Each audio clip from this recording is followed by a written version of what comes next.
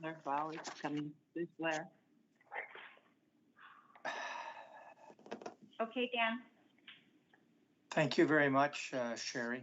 I'm going to call the meeting to order, and I think I'm going to deviate from the the agenda a bit. Maybe we should have a roll call because I technically don't know who's on and who's not.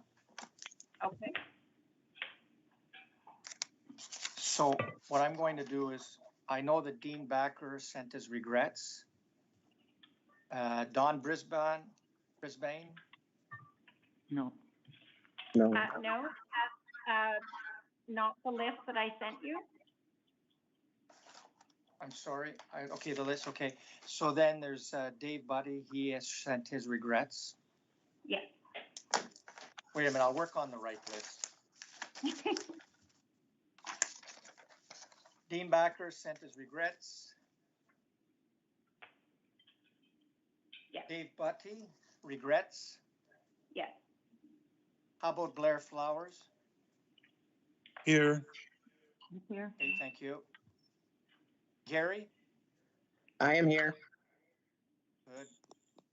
Nancy, you're here. Stuart, you're here. No, Jamie, no. you're Stuart had to. Mr. Chair, Stuart just sent a text that he was going to couldn't be on, but may come back on in an hour.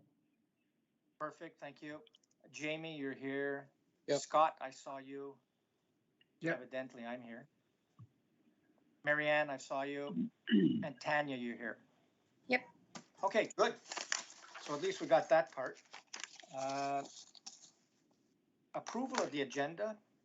If there's any additions to the agenda, please bring it forward. Otherwise, I'll go to the notion of approving last meeting minutes. It's moved by Nancy Jacko, seconded by Gary Gunter, that the Finance and Property Committee agenda dated October 27, 2021 be approved. Now we move to the vote, and I'll have to go back to my page here. We'll start with Blair. Yes. Gary? Yes. Nancy? Yes. Jamie? Yes. Scott? Yes. Yes, I agree too. Marianne? Yes. And Tanya? Yes. Very good. We'll go back to the agenda now. Basically, is there anybody that wants to state that they have a conflict of interest on any of the agenda items? I don't see any.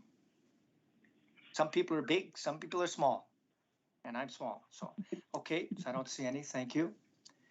Approval of the previous meeting minutes of April 28th, and we have moved by Stuart Kidd and seconded by Scott Robertson that the minutes from the Finance and Property Committee meeting held April 28th, 2021 be approved as presented. Are there any issues, omissions, additions? Nope, so we'll go to a vote. Just a question, if Stuart's not here, can he move that? You're right. So now you're going to move it, Jamie. Okay. All right. Just keeping it above board. Thank you, Jamie. You're welcome. So now we'll go to our vote. Dean, Blair Flowers? Yes. Gary? Yes. Nancy? Yes. Jamie? Yes. Scott? Yes. Myself, yes. Marianne? Yes. And Tanya? Yes. Very good. The date of item number 5, the date of the next meeting is January 26, 2022. My God, time's passing fast and furious. The time is to be determined and locations to be determined. Business arising at 6, there was nothing. The new business, it's the reconciled 2021 reconciled budget. There's a note of a motion, but I think that you're going to address it. But right, Isabel, first?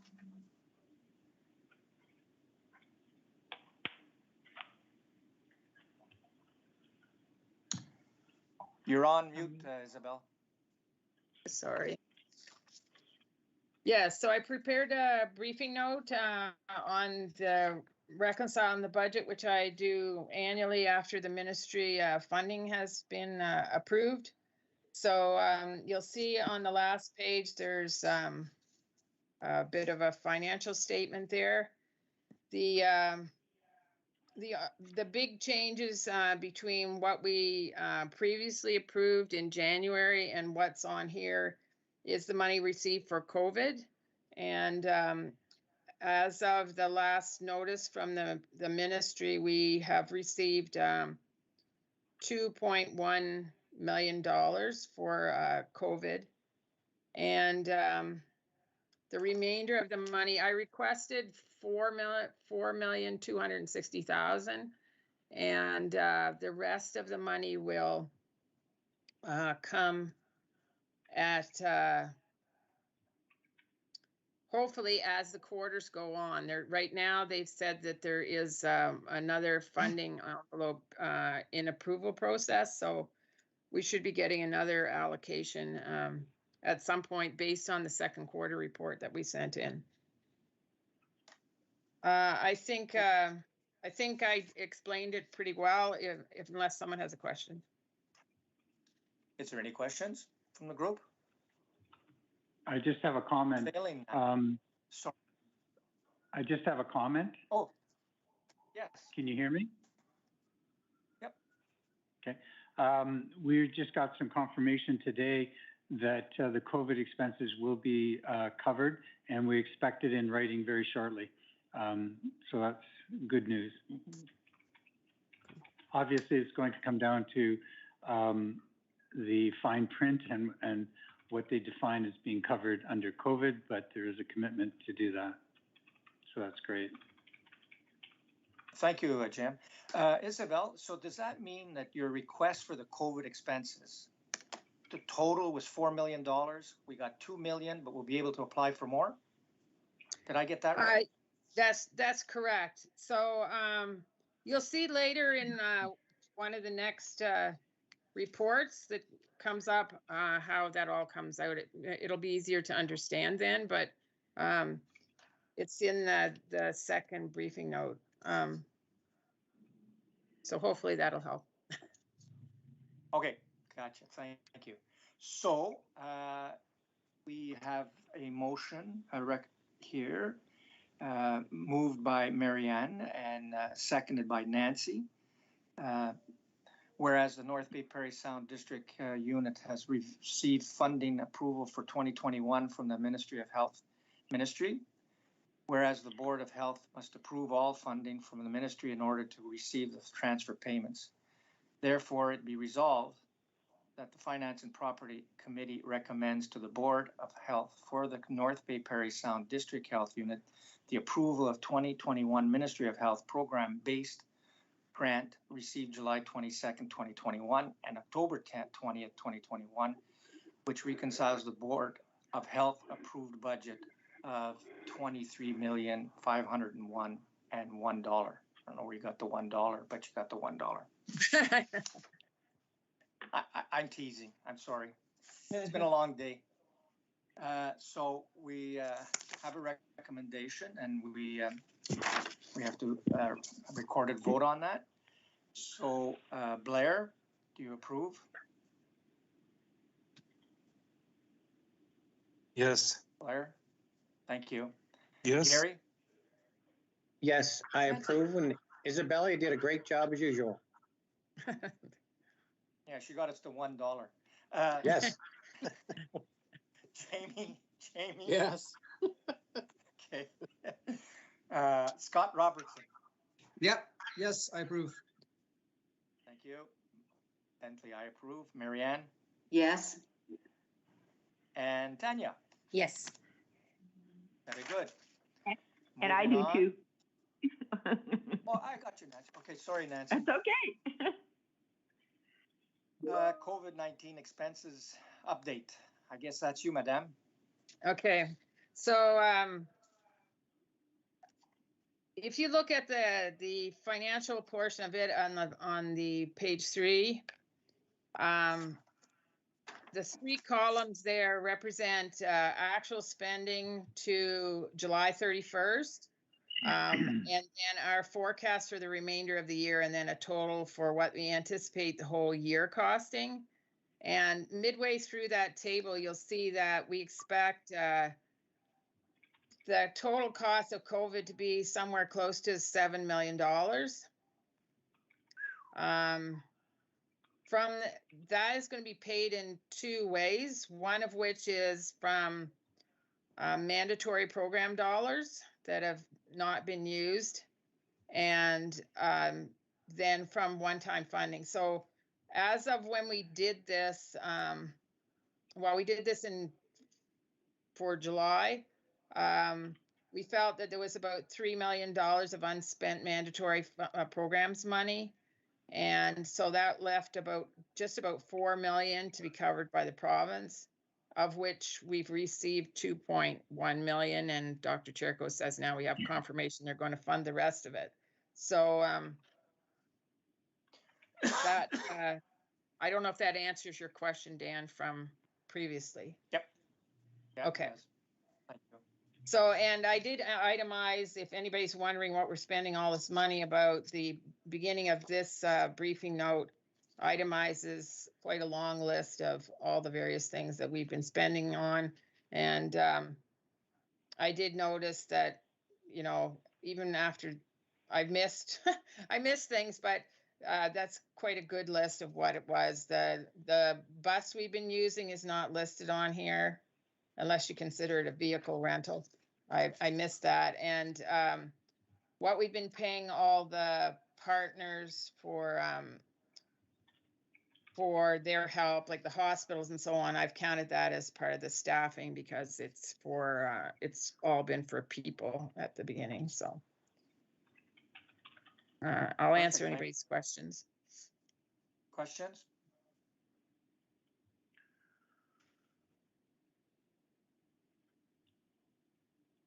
So I don't hear any questions. So you can move to the next one, 7.3, second quarter financial statements. Right. I'm not really going to talk about these too much unless I'll just answer questions if anyone has any. It's our usual format. You will see that there's a lot of variance between year to date and budget to date, and all that's due to redeploying people to COVID. So a lot of stuff is underspent, and that's where we get the underspending to cover part of the COVID cost. Questions, comments? Tanya? Thanks, Isabel. So I'm just curious, how much the government, I'm assuming, will probably want some of their money back if we don't spend it by year end?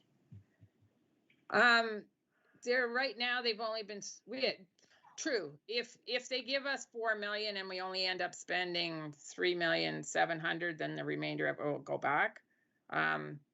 They've been doing it by the quarter, so I don't know if they're going to approve it all, like the remainder of what I asked for, and then reconcile the difference. Like as Dr. Cherko said, he didn't get any details yet. I asked for 4 million for immunization and about 260,000 for outbreak, general outbreak. And I did it that way because last year I knew that we had covered the general outbreak costs. So I kind of assumed that we really only needed to cover immunization kind of as the main cost. And it's kind of come out pretty much that way is what we forecasted in the middle of the year too. So we'll see how the end of the year comes out. But they should, at the fourth quarter, when we reconcile again, if we're short at that point, they would send us more. Or if we've gotten too much, then we'll have to send some back. Okay, And I'm just They'll hoping that grab if it we back. have extra money that they'll let us keep it, because I'm assuming we'll have a need for it, the same programs, like going, like after the fact, right? Like into the first quarter of next year. Yeah, they won't do that. Like right now, we've been short of cash, but they took back last year's overages in July, even though we were all sitting with overdrafts. So it's they have to reconcile each year one at a time. So they'll take it back and then they'll give it again. So yeah, it's just the way it is. Okay, thanks, Isabel. Are there any other questions? Thank you. Did you have a question, Jamie? I can't. Jamie, did you? No? Okay, thanks. No questions. So now moving, pardon me? Thank you, Isabel. And then the next one was the second quarter medical officer of health expenses. I think everybody's had a chance to look at that, and if you have any questions, please feel free to ask, but it's there. No questions, good. So now moving forward, as we have a recommendation to go into a closed session, and it's moved by Mary Ann Strickland and seconded by Nancy, that the Finance and Property Committee move in camera at 5:20 p.m. to discuss agenda item 8.1, a position, plan, procedure, criteria, or instruction to be applied to any negotiations carried on or to be carried on by or on behalf of the board. What a mouthful. Okay, so I'll go around the table, see if everybody is in agreement. Are we in camera? Is it? We're not in camera yet.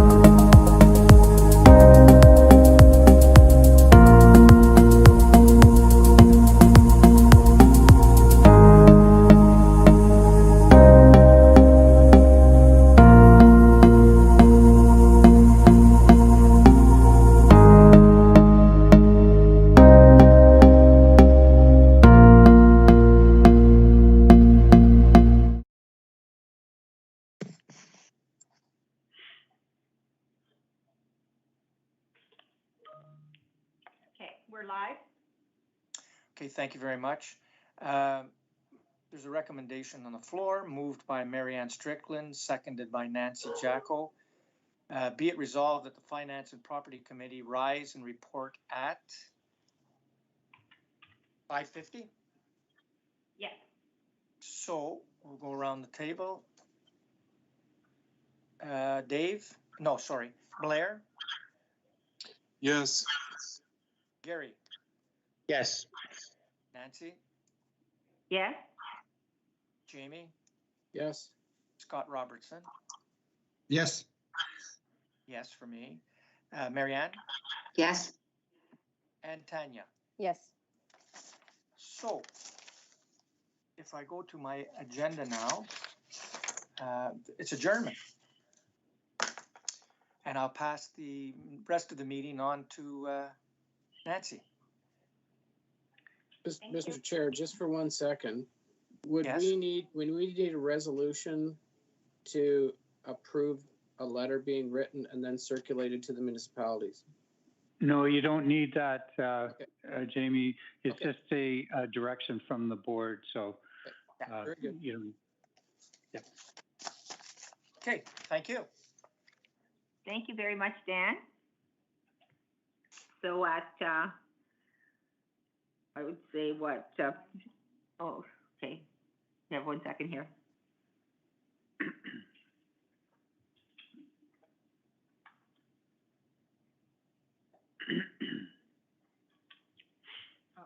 Okay, at 5:53, by the looks of what I've got on my watch, we will be calling the Board of Health meeting to order. And our first item of business is approval of the agenda. And I'm just looking at what I've got here. So I've got a motion here put forward by Gary Gunter and seconded, Stuart had seconded it, but he's not here. So I may require another seconder. I'll second it. Is that you, Dan? Oui, madame. Thank you. That be resolved that the Board of Health agenda dated October 27th, 2001 be approved. So prior to us doing that, are there any additions or changes to it that people might want to make before we approve the agenda as it is?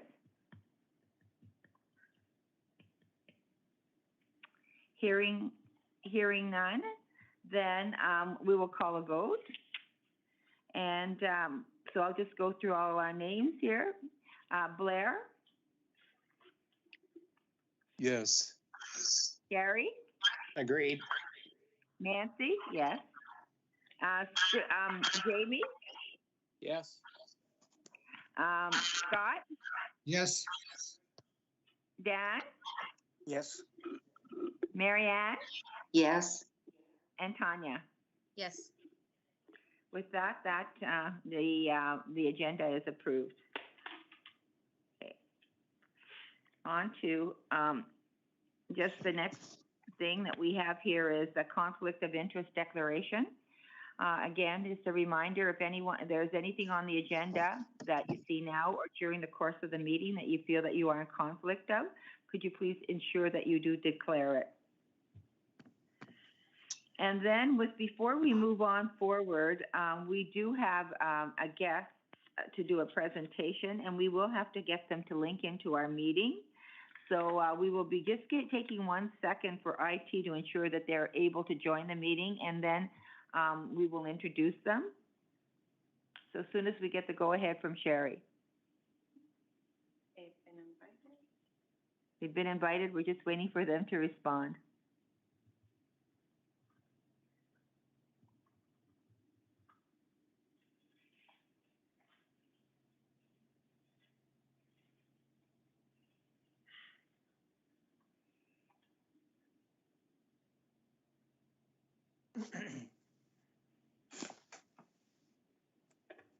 See Tanya. Hello. Hello. Do we see Glenn? Coming in a minute. Okay.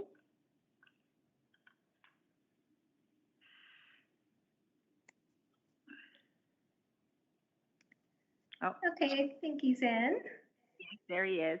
Okay, so we have a presentation this evening, and I'd like to introduce Tanya Healy, who is a community health promoter for healthy living, and also Glenn Peterson, who's the expert by experience in the Anti-Stigma work group for hepatitis C, and he's an hepatitis C outreach worker and AIDS committee of North Bay and area. So I will hand the presentation over to the two of you. Thank you very much, Nancy. Thank you.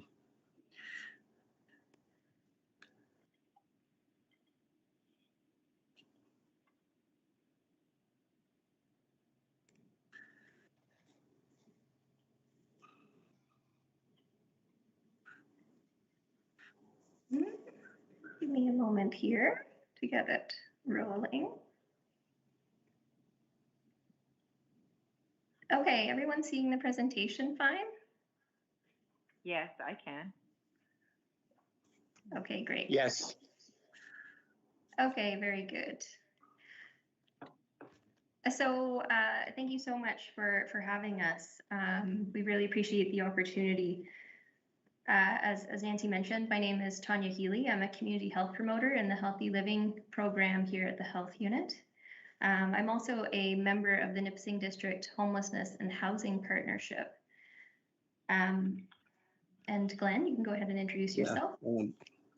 And thank you again. My name is Glenn Peterson, and I am the Hep C outreach worker at the AIDS Committee of North Bay and area. And it's an honor to be here.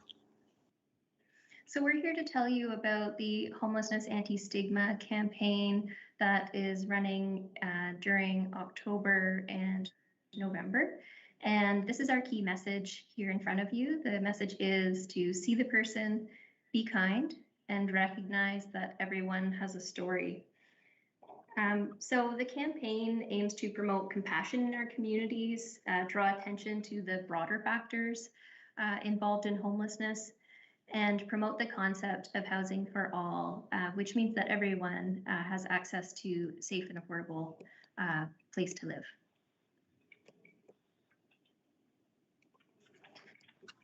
So these are our experts by experience, or people with lived experience of homelessness that have been engaged in this project, and they have certainly strengthened and are really the center of this campaign. So we owe a big thanks to them and to Glenn too for joining us in these presentations as well, Glenn. And Glenn, I think maybe you might like to share why it's important for you to be part of the campaign. Well, I just feel like when there's a body there and a person there to share, their story, that comes across as more realistic and just right to the point. I couldn't agree more.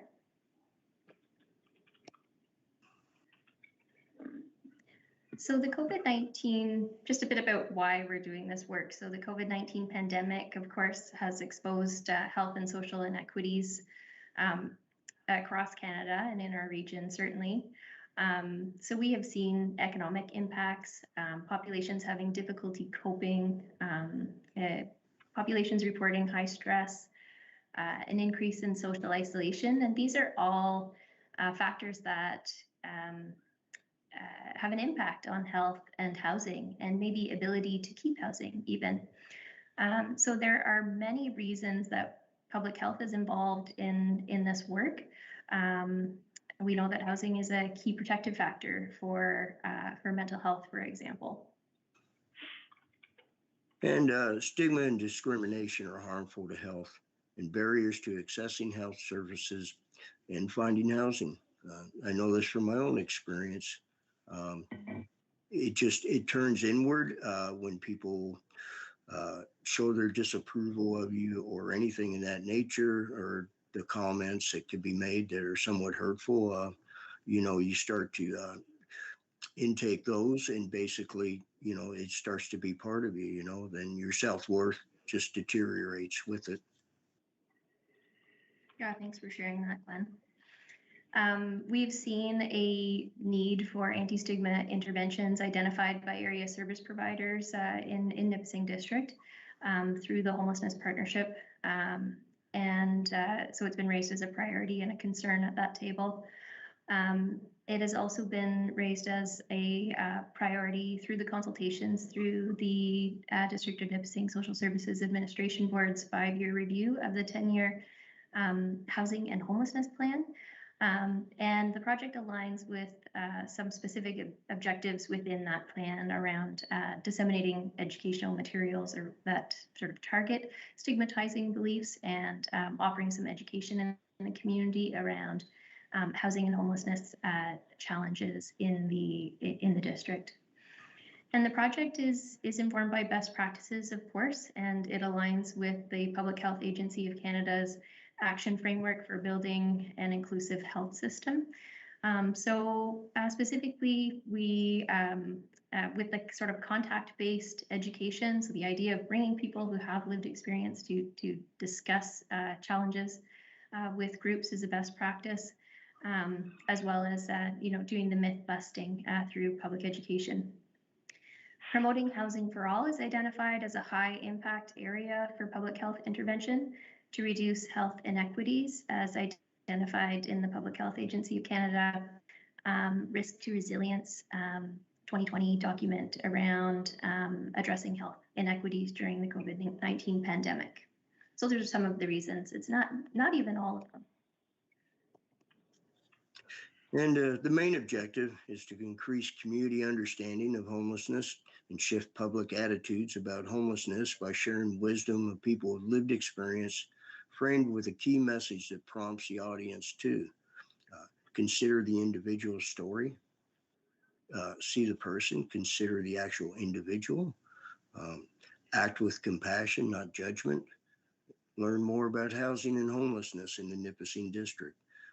I'm sure everyone's aware that housing is a rare commodity here lately in this region here, and and plus it's a lot more expensive in the last year or so. Rent rates and various things have gone up so much. It's really pushing people over the edge. Our secondary objective with the campaign is to inform community members about the complexities of homelessness and housing challenges in the district by sharing information about the following. So how homelessness and housing relate to health and well-being. We talk about housing as a determinant of health and the human right, forms of stigma and their impacts, some local housing and homelessness data.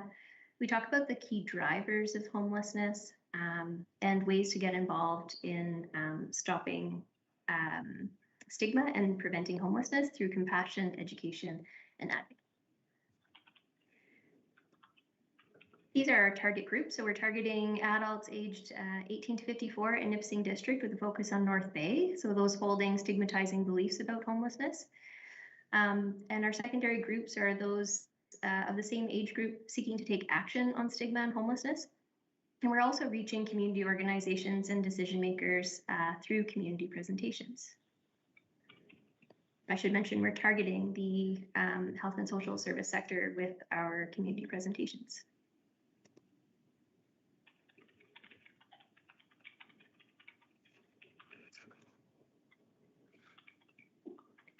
So we have a number of strategies in place to get our message out. My apologies, Tanya. That's okay. It was still on. Yep. Okay, and yeah, with Facebook and Twitter posts, we have 2 ads on North Bay buses, campaign webpage, media release, virtual community presentations, Google ads, social media toolkit, and promote healthy public choices.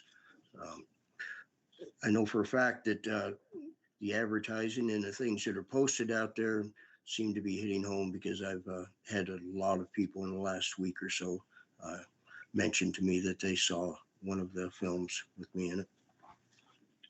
Have you? That's good to hear, Glenn.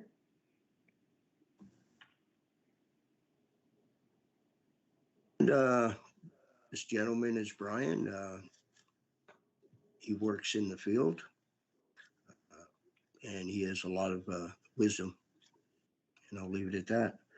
Yeah, so we'll kick it off with one of our first campaign videos here.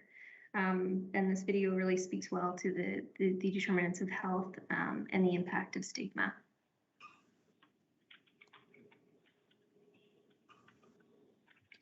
Race, gender, education, all those things have an impact on how people become homeless. Just be kind and see the person. The negative comments do nothing but hurt and perpetuate and keep the stigma going. Everybody has a story. I came from a very abusive home. I came from foster care. And then I was homeless, not getting the basic necessities of life, and then having people abusing me on a regular basis. And that's what happens. I was running a successful business, had a few things that came into play that shut it all down really unexpectedly, and next thing you know, I was without a home. Try to keep in mind, you know, that you're seeing somebody at probably the worst point in their life. It's a human being.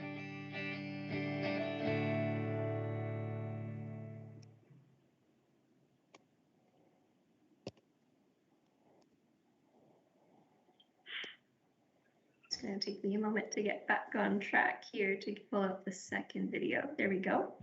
Okay. And this gentleman is Sean. I've worked with him somewhat over the time. He's volunteered at a lot of agencies around town. Yeah, and this video, I find what hits home about it is really how well Sean particularly speaks about what having a home can mean to someone. I haven't had any extreme periods of being on the street, but I have been homeless on numerous occasions. Those of us with lived experience, obviously, you know, have seen both sides, whether it be mental health, you know, problematic drug use, or both. There's been a growth in, you know, people with struggles in their lives more and more becoming homeless. You walk around with this ingrained feeling of shame, right? And like all those little moments add up to a little bit of hope, right? When people treat you with dignity because you don't feel like you deserve any. The bottom line is that as a person, they had hopes and dreams like everyone else. And somewhere along the way that got sidetracked, and not always by their own fault, right? What's home mean to me now? Like, it's been so long since I actually had one. Now that I have one, I feel safe. I feel like I get to grow as a human.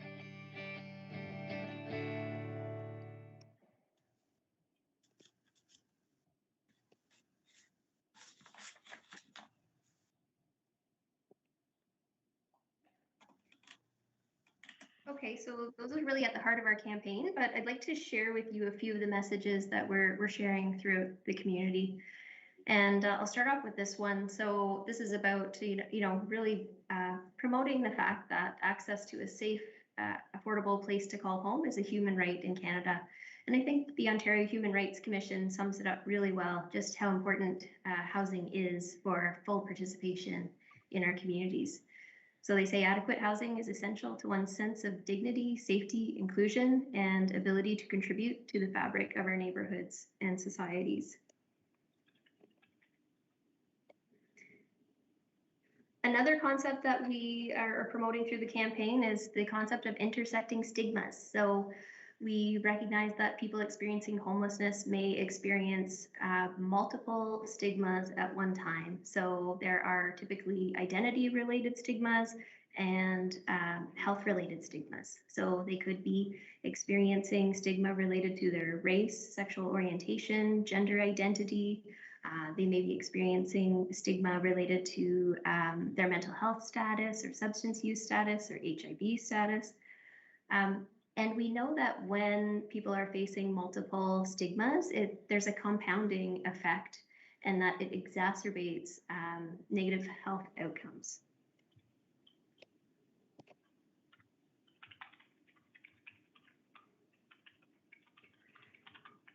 So the evidence tells us that how we treat each other has an impact on health outcomes. So the form of stigma that you're maybe most familiar with is social stigma. And that's when a group sort of adopts negative stereotypes or attitudes about another group. And social stigma tends to permeate and reinforce throughout this triangle here. So it's reinforced by laws, policies, can be reinforced in the media. So we see that presenting as structural or institutional stigma. And to the lower part of the triangle, stigma by association. So that's when the effective stigma is transferred to someone just for being associated with someone who may be experiencing homelessness. And self-stigma, perhaps the most troubling, is when social stigma becomes adopted as personal beliefs. So it becomes internalized and causes great psychological distress. So when you put these couple of concepts together, the intersecting stigma as well as the multiple forms of the multiple levels of stigma, you can see how it many facets of an individual's life can be impacted. The impacts of stigma are significant. The deep feelings of shame, low self-worth, prevents people from accessing services. Social isolation, the lack of belonging. There's nothing worse than feeling alone and then feeling picked on, right? And that much more alone. It can really, it just brings about all the feelings, the low self-worth and the shame, and right across the board, to where you don't want to actually access services just because you feel so bad. And you may have had bad experiences in the past there, and it keeps people from coming back too. And of course, there's a barrier to employment. It's pretty hard to get employed if you don't have an address. The housing discrimination, people are always wanting references, and I understand that too. I mean, there's two sides to every story, but it is tough for people to come off the street. The lack of culturally appropriate services, I'm sure we don't see a lot of that here locally, but we do see some in the sense of our Indigenous community. I think things have gotten a lot better, but there's a lot more work to be done for sure. And the lack of program funding for certain populations. Our marginalized population has always struggled, and the people serving them have always struggled with the finances to do so.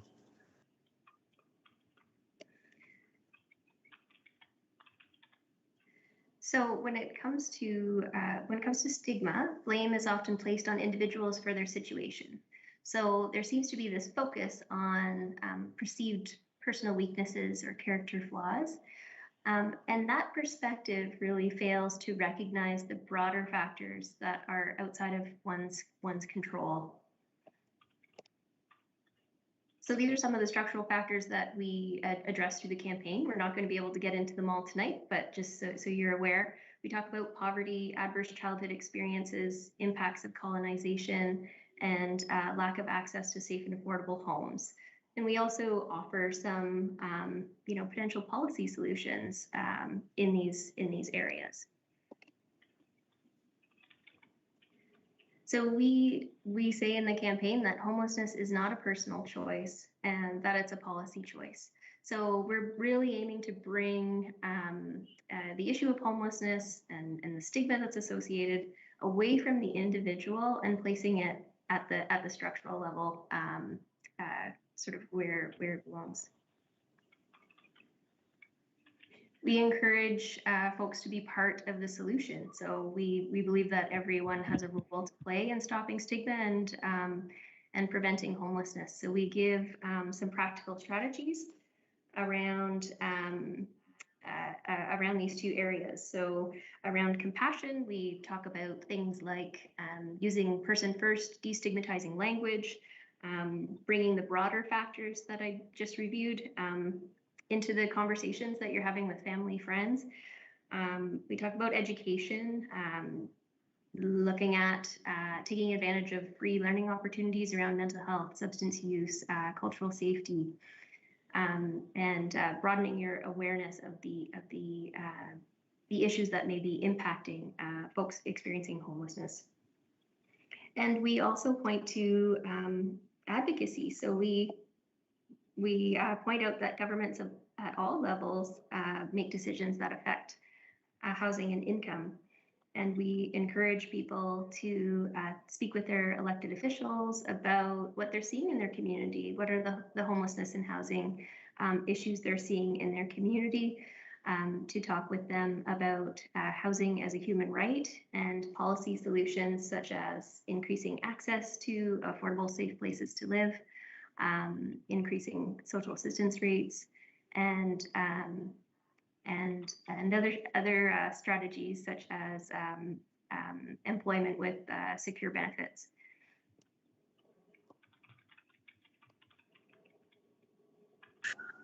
And, you know, a moment of reflection. Brian's quote says it quite well. You know, it's about a community being inclusive and working together.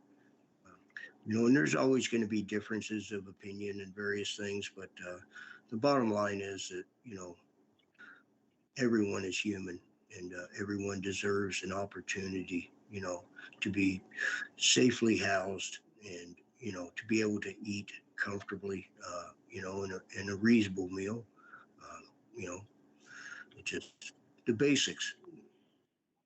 I think everyone has a right to that, just being a Canadian.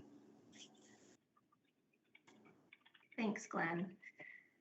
Yeah, so we want to break down this sort of us versus them attitude and begin to get people talking about social determinants of health like income and living conditions.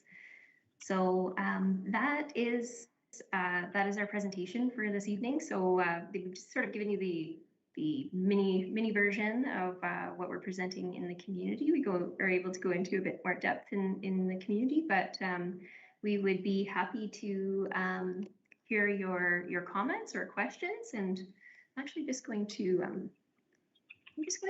X out of. I can't see anyone the way that I'm currently set up. For questions, I'd like to be able to see you. Thank you.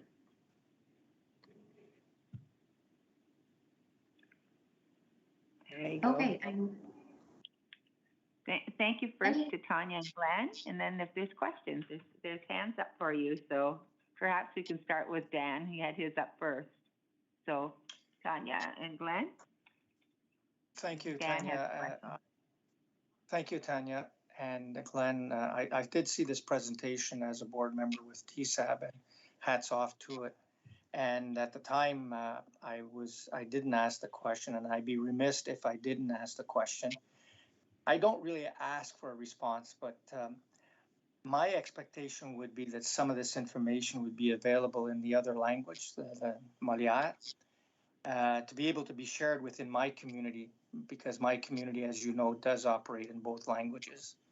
And I think that we would be failing my community if we did not provide some of this information in both, you know, the language of Maliar and Shakespeare. So I don't want you to answer.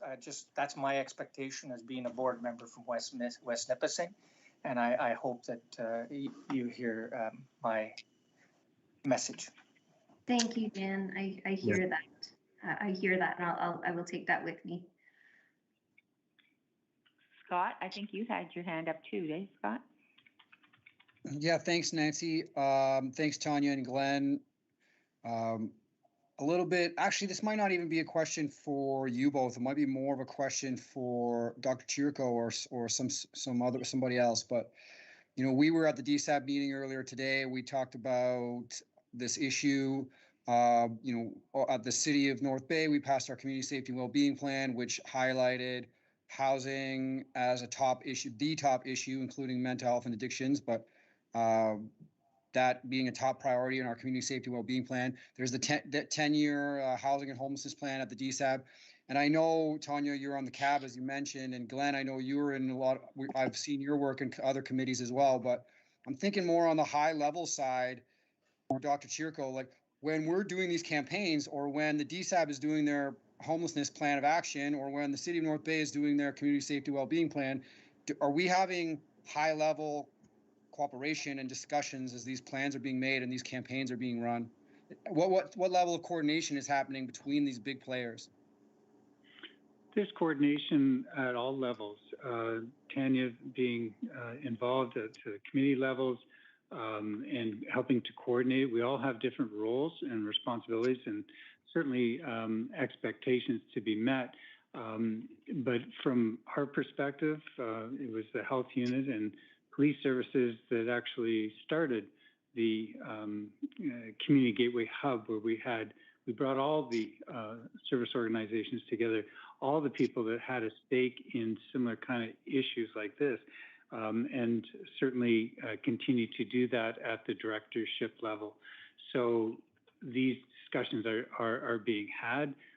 When certainly COVID hit, we continue to have those kind of conversations, and we work together as community partners to address the issues of homelessness, to work with them to get testing done, to get vaccinations, to reach out.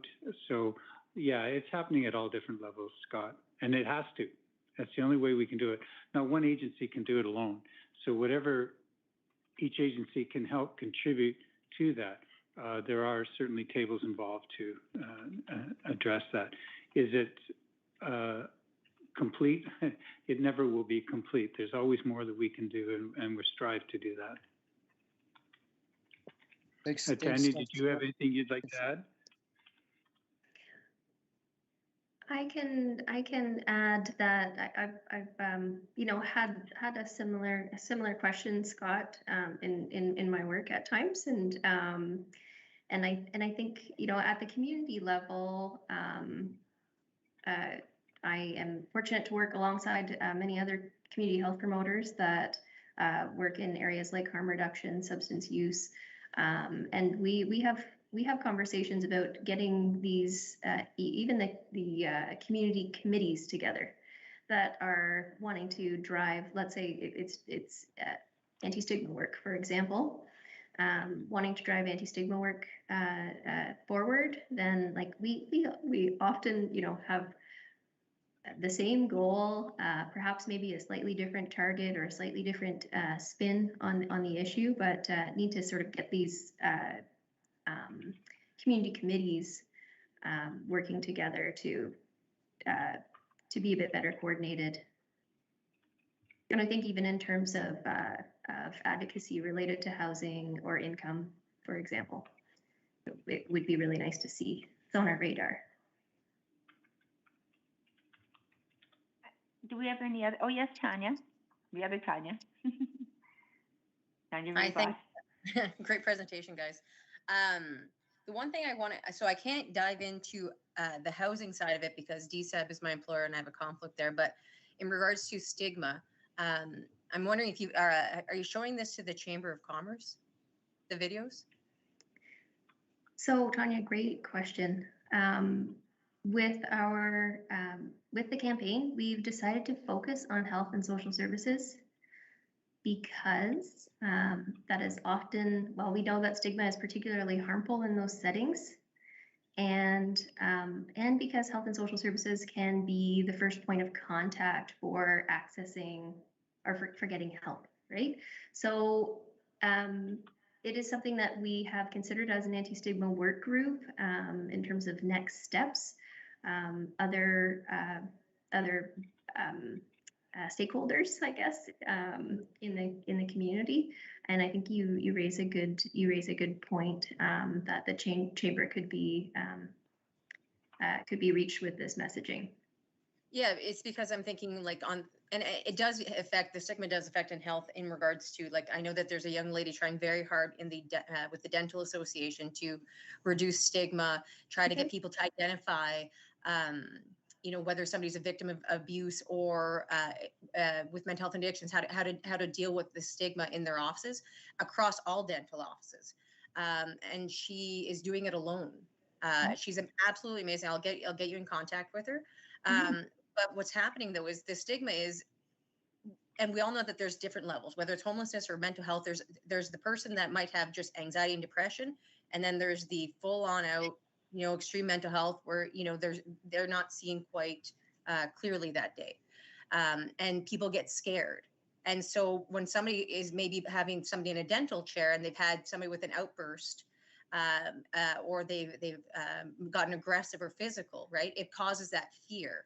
So as much as I love your video, I still think that there's more to do on trying to address the stigma when somebody's had an experience with somebody with extreme mental health, extreme addictions, right? And then you've got the ones where if they go into a store, that's why I was saying the Chamber of Commerce, because they get treated differently when they walk into a store, right? If you look homeless, and Brian, by the way, is absolutely lovely, the best person ever to walk this earth when he's doing stuff with work, and he's very knowledgeable. So I'm glad you guys used him.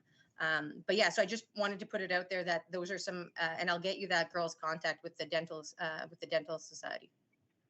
I'd really appreciate that. Yeah, there certainly is work to be done, and stigma, and well, as I was pointing out, there's stigma related in many related to many health conditions and identities, and certainly more generally around stigma associated with mental illness and substance use. There's a lot of work to be done there. I know the community drug strategy of North Bay and area has completed some work around that and continue to do some planning. For landlords, for those who've had bad experiences, it'll be hard to get rid of that stigma, right? So if you were to show them that video, they probably would be like, that's nice. However, I'm still not renting because of the experiences I've had. So I think there's got to be a bigger picture to getting people to, on how to work and get people housed. Louise? Welcome, Louise. Louise Gagne's joined us. You have a comment, Louise? Yeah, thanks, Nancy. And I just wanted to be part of the presentation today from Tanya and Glenn. And thanks, Tanya, for your comment about the Chamber of Commerce. I agree with you on that. And I think addressing some of the stigma there will also help with increasing services, other services, even in the downtown area for some of our vulnerable folks. Just to Tanya and Scott's point about committees, that is also an area of focus for the community and safety and well-being. It's acknowledged that there are many committees in operation in the Nipissing district, and that they could be perhaps working a little bit better together in order to have a greater impact with some of the outcomes that they're working towards. So that certainly came through in the focus groups that were conducted for the community and safety and wellbeing planning for North Bay. And lastly, I just wanted to take the opportunity to acknowledge Glenn. Many of you probably wouldn't know, but Glenn has played a key role in helping the health unit to plan and implement the COVID-19 testing and vaccination clinics in our underhoused population. He's been with us right from the beginning when we needed to do that. And he also played a key role in supporting the self-isolation center right when we first had to put it into play. So I just wanted to take the moment to acknowledge Glenn for all his work, and it's an absolute pleasure working with you, Glenn, from the health unit's perspective. So thank you. Thank you. Thank you very much. Do we have any other questions? Hearing none, I'd like to thank Tanya and Glenn and also Louise for coming on and certainly for the work that you're doing currently. And that's a big mountain to climb, because right now everybody is not being very kind about a lot of things. And it's there's always a scapegoat, and it's always the most vulnerable, aren't they? Like, take it. So thank you to your work, and Glenn for certainly helping throughout us dealing and bringing these services to those who are underhoused during this difficult COVID. So thank you very much. And you've got some good comments to take back to your committees and your work groups. Thank you very much. Absolutely. Thank you so much for your time. Yes, thank you for your time. So we have a couple minutes while the IT will ensure that Tanya and Glenn will sign out of the meeting. I guess it's fine if you stay on, Louise, if you wanted to. Otherwise, and then we'll go back to our agenda. Yeah? Okay. Excuse me. Okay, so next we have 5.0 is our approval of the previous minutes. And I have a motion here on the floor, moved by Scott and seconded by Mary Ann Stickland. Be it resolved that the minutes from the Board of Health meeting held on June 23rd, 2021 be approved as presented. Is there any discussion there or any issues with amendments required or concerns with those minutes? Seeing none, well then I can call a vote, recorded vote, so I'll go through the names, and so we'll start with Blair. Yes. Okay, and Gary?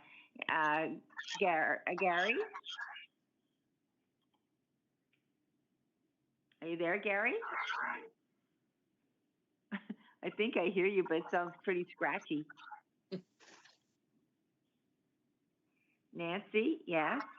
Jamie? Yes. Scott? Yes. Dan? Yes. Mary Ann? Yes. And Tanya? Yes. With that, that's carried. Okay. And then we're on to the date of our next meeting is for November the 24th. Time and place to be determined. So I'll put that into your calendars. Do we have any business, then to our number 7.0 is business arising. Did we have any business arising from the last minutes or for the meeting that were brought forward? Does anyone have anything? No? I thought that was your hand up for a second there, Dan, but it was just you making adjustments, I see. Okay, so the report of number 8 on our agenda would be the report of the Medical Officer of Health. Dr. Chirko, you're on the floor. Okay, thank you, Nancy. You've all had the report distributed. I tried to give you a bit of an update on what's going on sort of provincially and locally with a bit of a comparison. I hope it was helpful. I do want to go through a few highlights since it's obviously our life right now and has been for the last 20 months. So provincially, the number of cases over the past week has seen a decline by about 25%.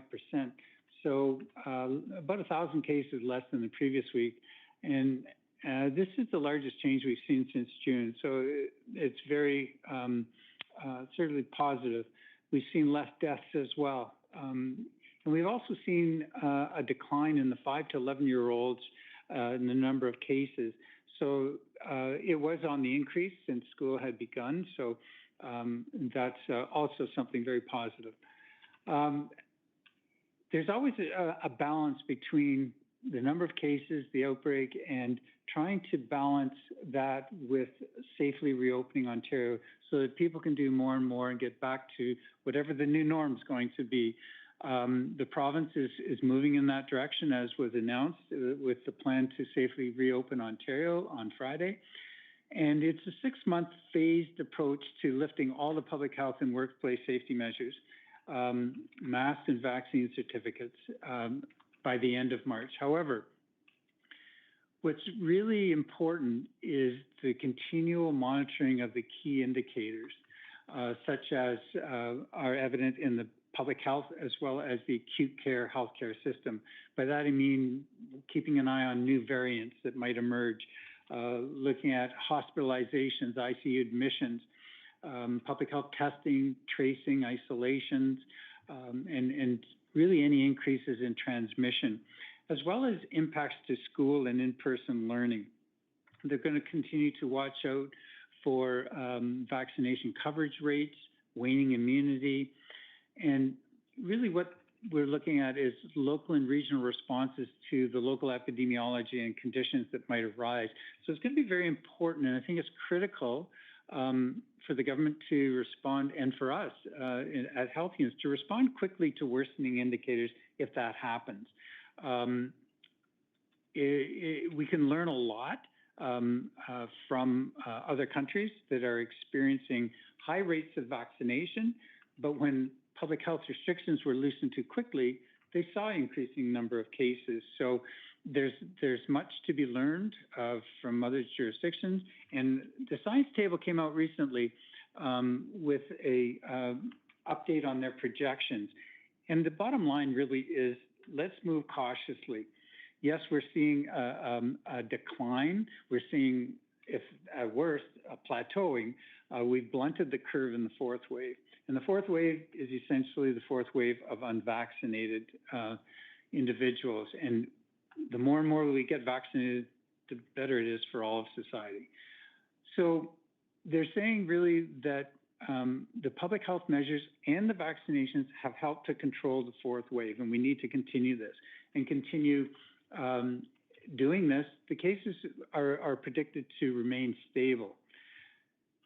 Now we have to really focus on the childhood immunizations by working with the children, parents, schools, and communities. It appears that there's going to be the availability of vaccines for the 5 to 11-year-olds. We don't have a lot of specifics, but we are preparing for mid-November in case it occurs that we have enough vaccine, it's being distributed widely, and we don't have answers to those questions yet. But what we are doing is working with all of our community partners to ensure that we are ready. So getting ready for messaging, communications, working with schools, booking venues. There's a lot behind the scenes that is going on to get ready for that. And it will be certainly a priority for the health unit. And it will be throughout the entire district, obviously what we're planning for. So we know that the first and the second doses of the vaccines are highly effective. And you'll hear the term soon, powerful, persistent protection. The vaccines are really effective. And we found that in the unvaccinated individuals, they're 7 times more likely. They have a 7 times greater risk of COVID-19 disease, a 17 times greater risk of hospitalizations, and a 23 times greater risk of ICU admissions. Now, locally, our cases continue to remain low. Over the last week or so, we're averaging maybe a case per day. We have 805 in total, with 7 active and 3 hospitalized.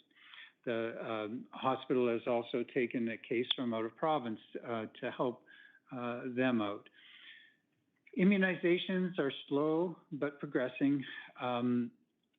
Unfortunately, in my opinion, we're a bit of a victim of our own success when we have low case numbers, where we have very few admissions and low deaths. People don't see the urgency or the really the risk to themselves. And I hope that we can counter that by saying the more and more we get vaccinated, the better it's going to be to help protect all those that are still unvaccinated or vulnerable. And moving forward, it will certainly help with the public health measures that we'll get out of this fourth wave and get back to being able to lift the restrictions as the government is planning to do. But we have more work to do. There's a lot more work to do. What's really positive is that throughout our district, we have 86% of the population 12 plus with at least 1 dose, whereas the province is only 2% higher at 88%. And we have 82% fully vaccinated, whereas the province is 2% higher as well at 84%. So our focus in the next couple of months, and it's certainly going to be very challenging from a human resources perspective, but we're trying to leverage not only just internally, but hiring people. And I'll be very honest, it's very difficult now to get staff. Similarly in the acute care sector, they're finding similar issues. It's been difficult they don't have the same capacity to help us out as they did in the spring when we first did the immunizations. But we have to focus on getting more and more first and second doses. There will be third doses that are already being given out, and there's increasing eligibility coming very shortly, and there will be an announcement probably Friday on increasing eligibility. 5 to 11-year-olds, again, very important, likely mid-November or later, depending on the logistics. In addition to that, we have the influenza campaigns that are underway. Pharmacies have been tremendous support, primary care, we're working with them as well to eventually and hopefully combine the two so you can get both at the same time. It has been authorized to do that. In addition to all that, we also have catch-up on our regular immunizations for infants, children, school kids that will take quite some time to work through. But those are really our imperatives and priorities that we're going to be focusing on. Case and contact management continues to be a public health priority so that we can identify cases, have the contacts identified and isolated and tested, so that that's how you stop the progression. We continue to work with schools and school boards. They've been a tremendous partner and working together to certainly limit the spread among that age group and within schools. To date, we haven't had any outbreaks at schools. We have had school-age children be positive, but most of those cases were related to close contact of a confirmed case. So I'll leave it at that and be happy to take any questions if you may have them. Do we have any questions for Dr. Chirico? Yes, Tanya? Hi, Dr. Chirico. I was just wondering if you saw, I guess, a correlation between the people using the, I guess, getting the vaccinations after Doug Ford's announcement saying that come January, it's going to be fully open. So, because I had seen people at the buses, and then I'm just curious if he has really truly undermined all the efforts that we've put in. Yeah, it's a very good point, Tanya. We've had similar concerns and comments from people. I don't have any. We'll know a little bit more as our clinics unfold. We certainly are doing our clinics on a daily basis. The bus has been very successful. It's going out throughout our district. And over these next, I would say this next week, we'll have a better idea of exactly what you stated. We certainly have heard from the public that when the Premier announced that they're going to be lifting the certificate restrictions to some degree, it is a phased approach, but we have heard that they're saying, well, why should I have to get vaccinated if that's going to happen? And yes, it is unfortunate to have that messaging. I know that's not the intent of what the government's trying to do, and we really have to work towards that to impress upon people to get vaccinated, to protect those around them and those that are most vulnerable until we can get most of these kids sort of vaccinated. And again, I keep going back to the fact that the ones that are ending up in hospital, the vast majority of them are unvaccinated, and they're seeing the severe disease, and they're also seeing sort of ICU admissions and increased numbers of deaths. So we want to protect everybody, and hopefully people will see that for what it is and get vaccinated. Thank you. So thanks for raising that. Oh, no problem. I was just curious, the under 5, because now 5 to 11 should be hopefully looked after soon, but the under 5, I'm guessing that there's still nothing for them? Not yet. There are some studies underway I'm aware of. From the one was from 3 years of age and up. So they're underway, but not. We don't have any sight line on that yet. Okay, thank you. Dan, you had a question? Yes, Dr. Chirico, one thing that really bothers me, and it's only because I have an interest in the labor force. I guess that's where I worked all my life. You know, you have some employers that are demanding that everybody be vaccinated. We have other employers that are not doing it at all. Was there any thought in the process of, you know, ensuring that employers force their employees to be, you know, vaccinated, such as, you know, we've done in the health and, you know, the education system? And I'm specifically talking about the private sector. Just seems that I'm aware of certain individuals that are not, well, they're not vaccinated, and they go to work every day, and it just doesn't bother them. And why wasn't there any pressure put on the private sector to have them, you know, have their employees vaccinated? Well, I think that's certainly a comment and question that would have to be directed to the lawmakers and legislatures. They're the ones that make that ultimate decision. They've decided that they're highly recommending vaccination policies be brought in for the private sector, for businesses. And short of that, there wasn't certainly the will to go any further. So that's where it currently stands. And I do believe too, though, that we can, as an individual organization, we have chosen to make the decision to have mandatory vaccination at the health unit and medical exemptions only. And we've felt that it was our responsibility, certainly, to do that, to ensure the safety of our clients that we're responsible for, as well as our staff, and to ensure that we can maintain the numbers that are required in the workforce so that they're not out ill or they're not having to isolate and can't work.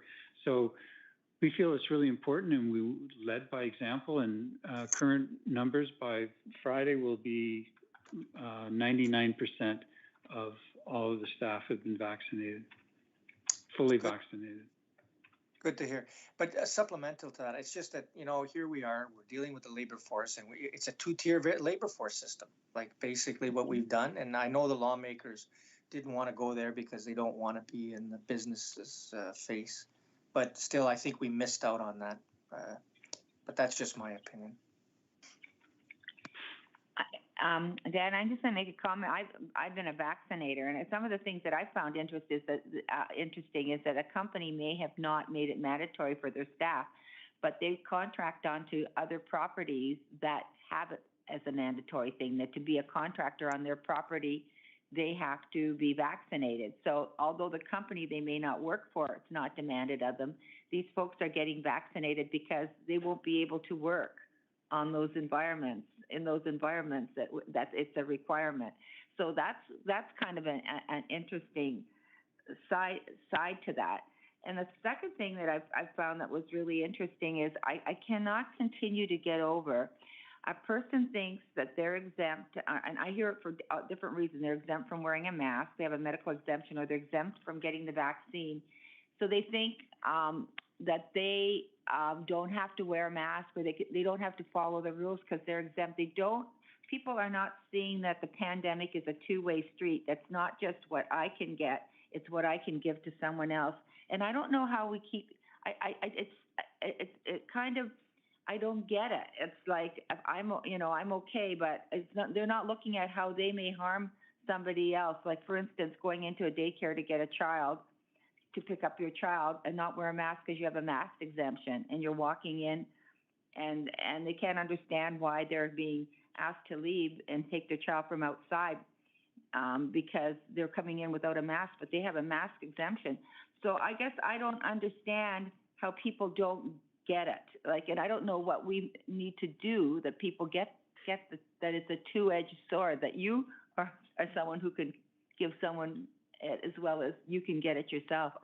I don't know what is there any solution for that? Or I think that, first of all, if you stand back and look at where we are today, I think we're in a very good place. I think there's so much positivity in how the community in general has responded and have done a fantastic job to follow what needs to be done.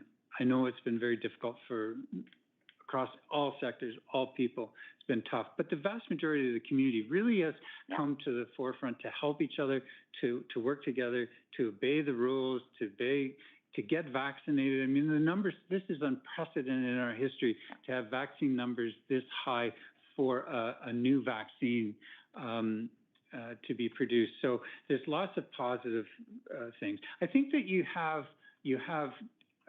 always going to have the dissenters. You're always going to have those that no matter what you say, reason doesn't come into it.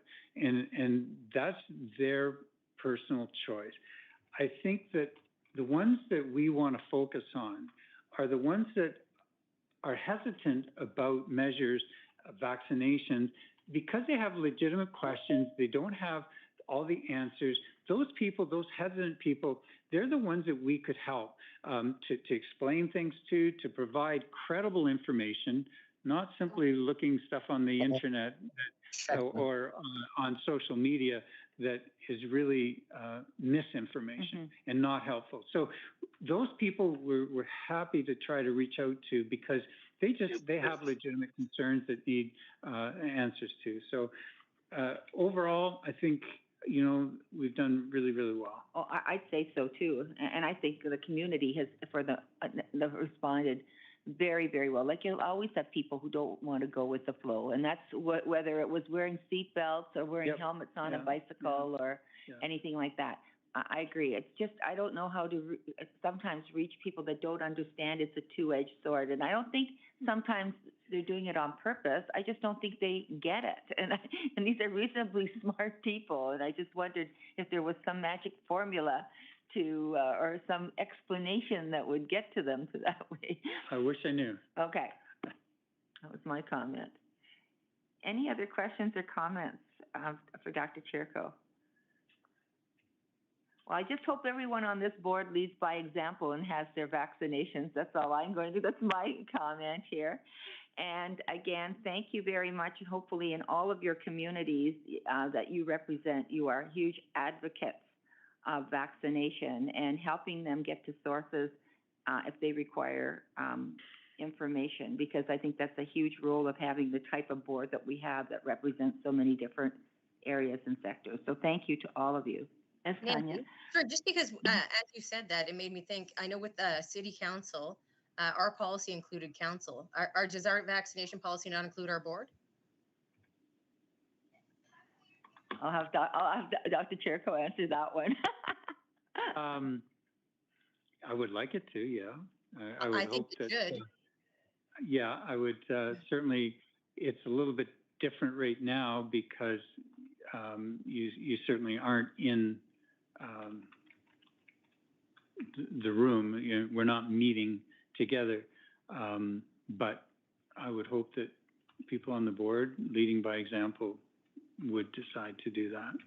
But do we need to, or maybe is it a motion that needs to come out of the report to say that we need to adjust the vaccination policy? Because lead by example is exactly what we need to be doing. And if we're telling our staff that they need to, the board should be doing the exact same thing. Agreed. So do we need a motion to that effect? You can do whatever you want. Is somebody comfortable with making that motion? Because then we're going to have a vote on it. I would gladly move the motion. Okay, so what is our motion? How would we phrase that? That we amend the COVID vaccination policy for the health unit to include board members. Amend the North Bay Prairie Sound Health Unit policy on vaccination vaccination to include board members.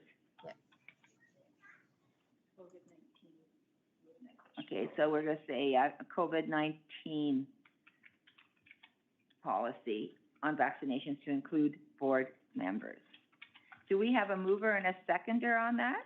Tanya, you said you'd move it. Do we have a seconder? Okay, Mary Ann. Okay, do we have any discussion on it before we move to a vote? Do people want a recorded vote? Yes. Yes? Okay, all right. All right. She's just going to wait here. Now, I just want to make a comment on this. We do have quorum. Would that be sufficient enough to move this with the quorum? We won't have everybody here. Just a question, a quorum is sufficient to move it? Okay. So then we'll go with Blair. Are you in favor? Yes. Yes, I'm in favor. Okay. Gary? Yes. Nancy, yes. Jamie? Yes. And okay. I've got my proof of vaccination. Well, that's even one step further. Scott? Yes. Scott? Okay. Dan? Yes. Marianne? Yes. Tanya? Yes. So did I miss anybody? I don't think Stuart. And Stuart's still not back on. Okay, and Dean is not here and Dave's not here. Well, with that, it's unanimously approved. So I guess there'll be an amendment to that. I just want you to know I've given mine because I had to because I'm a vaccinator. But I'm really pleased and I'm very proud of you for doing that because I think if we were waffling about that, how do we expect the staff and the rest of the community to follow? So thank you very much. Great move. Yes, thank you, and we'll amend the document. And the date, okay. Well, that's great. Very good idea, Tanya. Okay. Okay, now back to our business. Board committee report. Now, I just want to make sure I got to get back to where I was. I had to find a motion to do that. So I guess let's get back to where I was. Okay, we do have a resolution that is coming out of our Finance and Property Committee, and we have a motion here that has on the floor that's been moved by Gary, and we have it seconded by Stuart, but he isn't here, so I'll require another seconder, and it's regarding the received funding that we've gotten. Okay, thank you, Jamie. So, all right, so moved by Gary and seconded by Jamie, whereas the North Bay Parry Sound District Health Unit received funding approval for 2021 from the Ministry of Health, and the Board of Health must approve all funding from the Ministry in order to receive the transfer payments. Therefore, be it resolved that on the recommendation of the Finance and Property Committee that the Board of Health for the North Bay Parry Sound District Health Unit approve the 2021 Ministry of Health Program-based grant received on July 22nd, 2021 and October 20th, 2021, which reconciles the Board of Health approved budget of $23,501,001. We want to make sure we get that $1 in there. So is there any discussion on that? All right, then we'll call for a vote. Those in favor, I'm going to go through so just let me know if you're not. So Blair? Yes. Gary? Yes. Nancy? Yes. Jamie? Yes. Scott? Yes. Dan? Yes. Marianne? Yes. And Tanya? Yes. Great, so that's carried, thank you. Okay.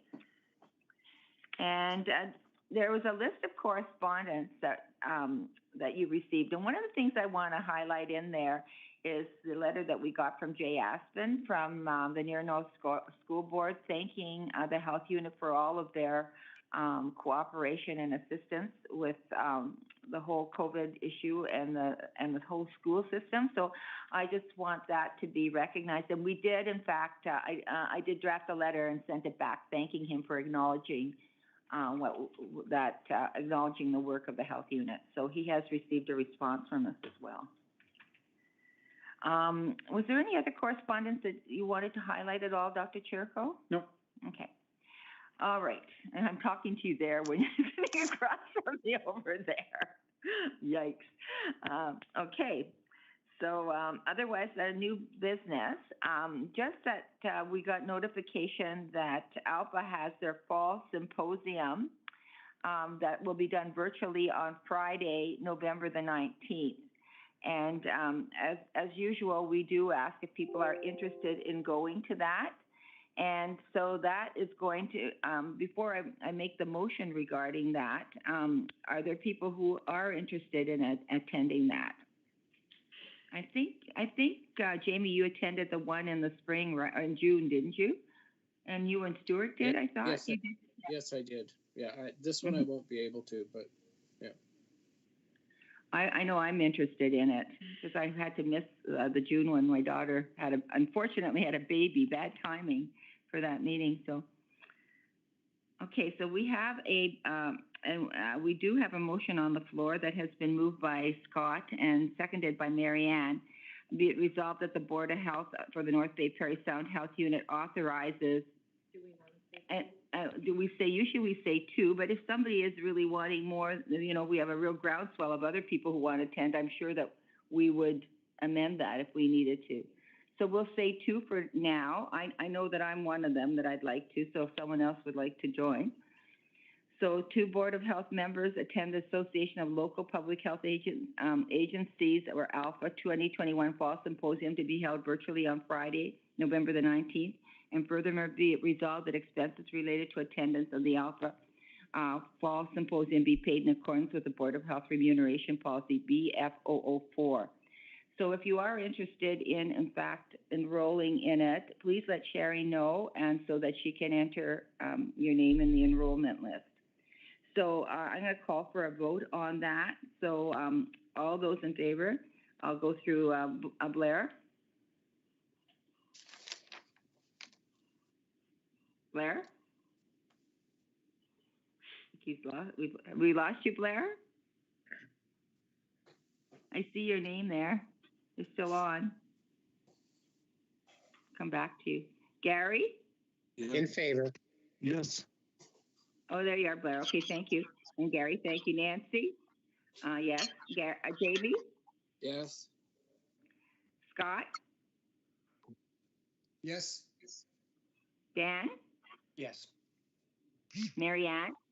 Yes. And Tanya? Yes. Carried. Thank you. Okay, and then we have, with some changes, to the Board of Health meeting schedule. First of all, we had to not have our September meeting because there was so much financial reporting that had to be done, that Isabel had to get done. She didn't feel that at this point in time we had talked about it wasn't it wouldn't have been prudent to have that meeting, so we bumped it. So we went to the October 27th meeting. And so that's one of the changes in the meeting schedule. And then we also have a December 1st meeting that we have deleted. And can we, before we go through that, could you maybe explain why we did that, Dr. Chirico?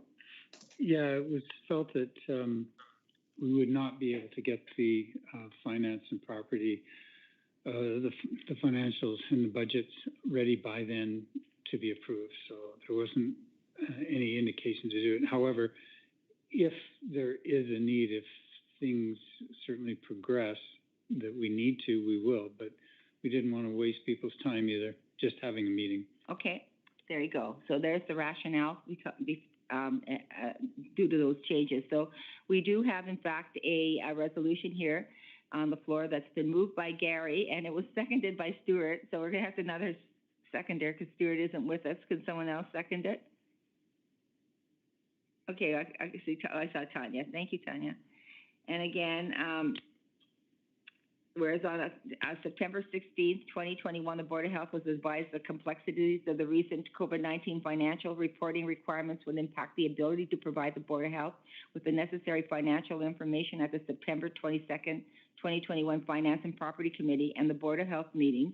And whereas the Board of Health was further advised that the September Finance and Property Committee and Board of Health meetings would be deferred until October 27, 2021. And whereas it has been further determined that the December Finance and Property Committee and Board of Health meetings will not be required.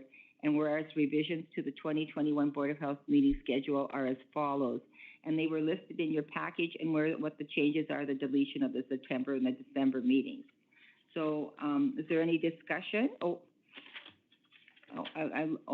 Sorry, I'm going to have one more. Now, therefore, be resolved that in accordance with the Section 18 of the Board of Health bylaws, the Board of Health for the North Bay Parry Sound District Health Unit approve revisions to the 2021 Board of Health meeting schedule as presented.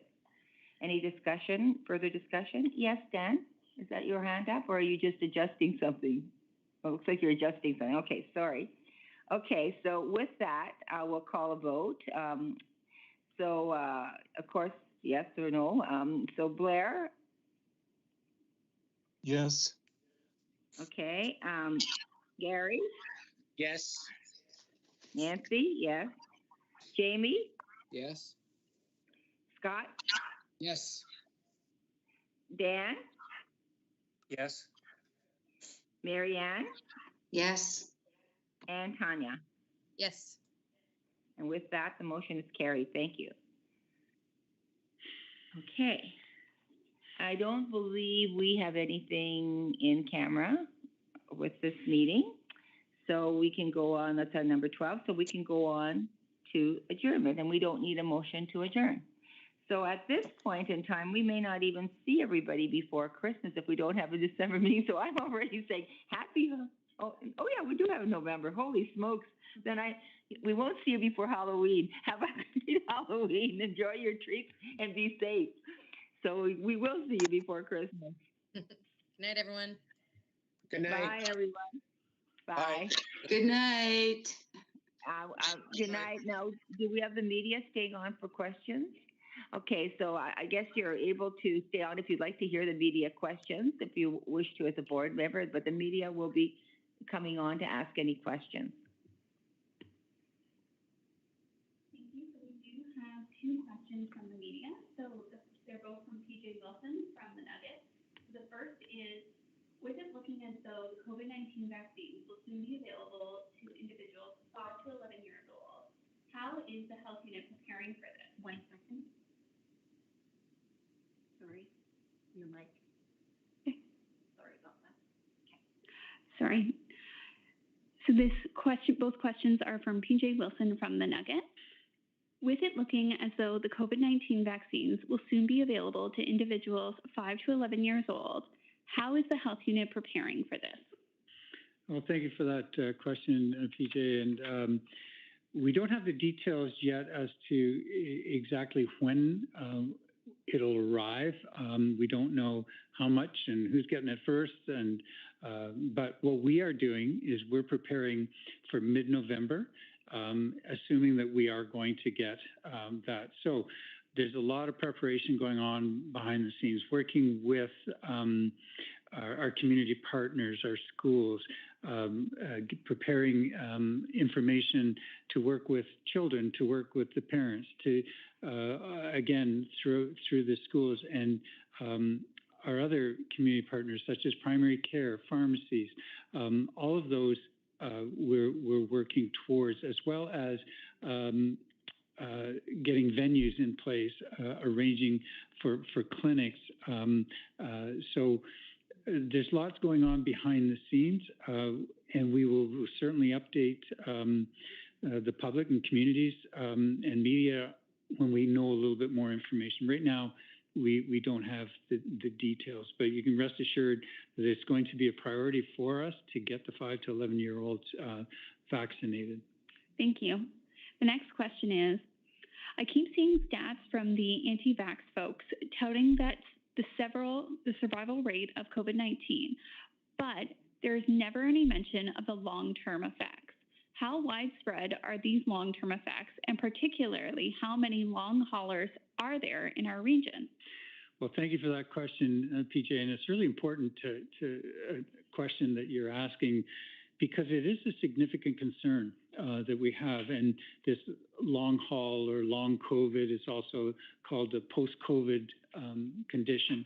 And we don't have any local stats on that, but we do have certainly projections, and from the science table have looked into this, and they estimate anywhere from 57,000 to 78,000 potential people being affected by this syndrome, and it's evolving. More and more studies are being done as we learn about this, and that I think that what we do know is that it can happen after severe disease, which is probably more likely, especially in ICU patients, and or mildly symptomatic or even asymptomatic COVID-19 patients. And what they're seeing is that these people may have some fatigue, shortness of breath.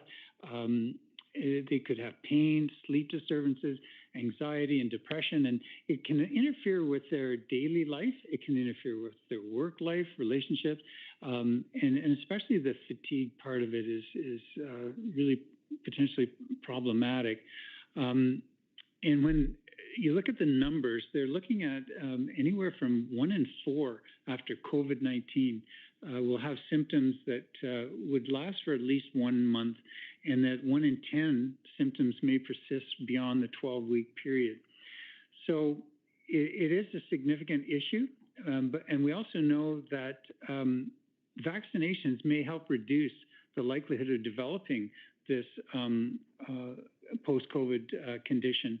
And we're talking about the ones that are termed sort of breakthrough cases. So it may offer some help to prevent the condition, even if you do get reinfected, and or like it's a breakthrough case. So